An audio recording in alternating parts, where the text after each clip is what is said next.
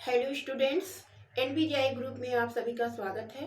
SBM inter college Puran Nagar से मैं Usha Pandey class 7th 8th Hindi medium and English medium की संस्कृत लेकर उपस्थित हुई हूँ। बच्चों, हम संस्कृत सब्जेक्ट संस्कृत पढ़ाने जा रही हूँ। इसमें व्याकरण पढ़ाने जा रहे हैं। इसका टॉपिक है वर्ण विचार। वर्ण मीन्स होता है अक्षर।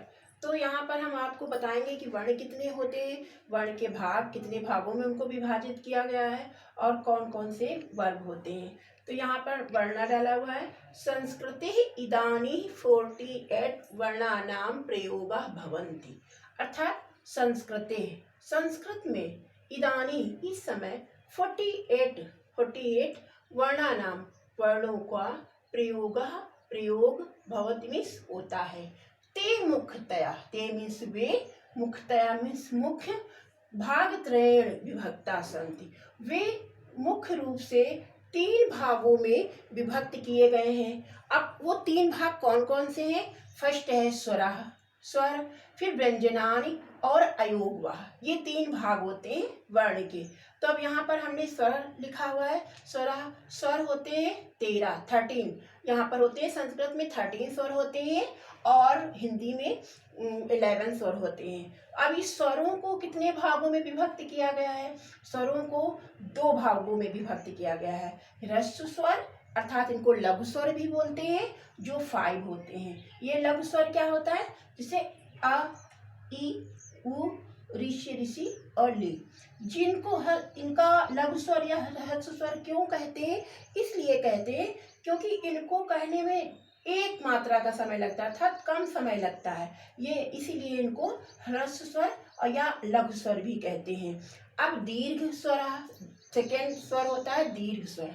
दीर्घ में बड़ा, तो बड़ा, बड़ी, बड़ाऊ, ऋषि, ए, ओ, ये दीर्घ स्वर होते हैं। तो यहाँ पर 5 आपके होते हैं, ये ह्रस्व स्वर, और ये दीर्घ स्वर 8 होते हैं।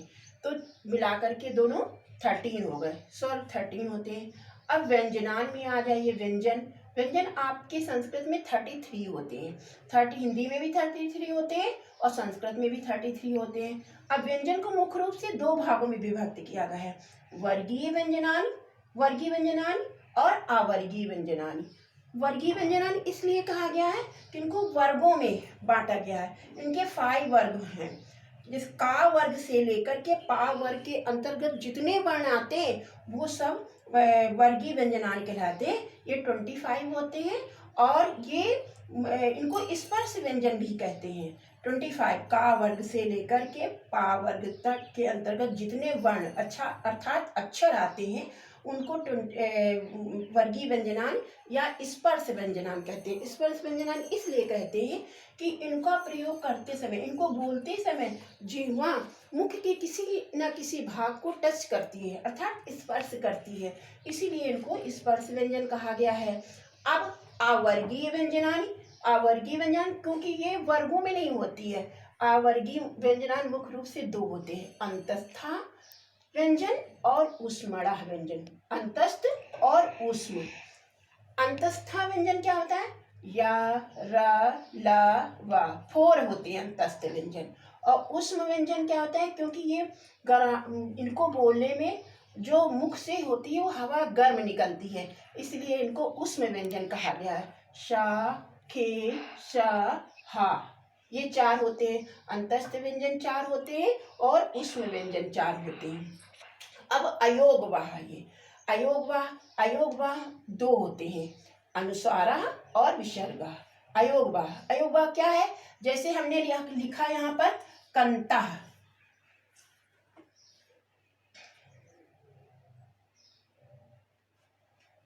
कंत लिखा, तो जो ये बिंदी लगती है ये इसको अनुस्वार बोलते हैं। और यहाँ पर अतः लिख दिया, अतः जैसे लिख दिया। यहाँ पर जो वर्ण के पीछे 2 बिंदु लगते हैं उसको विसर्ग बोलते हैं, अतः। इसको बोलने में आ और हा का प्रयोग करते हैं, ये विसर्ग है और ये अनुसार है। तो इसको बोलते हैं अयोगवा।